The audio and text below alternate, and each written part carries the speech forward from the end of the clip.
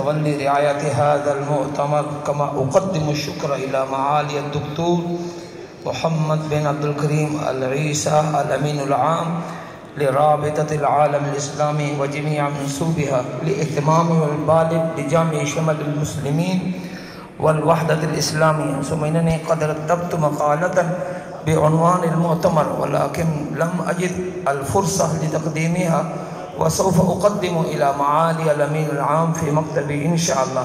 والرابطة دائما تسعى لجمع آراء المسلمين في الأمور العظام، ولن ننسى مؤتمر الرابطة في أبريل سنة 1974 ميلادي، وقد شارك فيه والدي الشيخ منظور أحمد جنيوتي رحمه الله تعالى، وأصدرت الرابطة فيه قرارا تاريخيا لتحفظ عقيدة ختم النبوة، فشكر الله جهود الرابطة.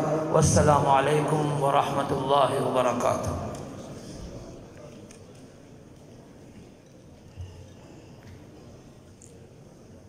يا سيدي، بعد الاستماع لهذه الكلمات الطيبة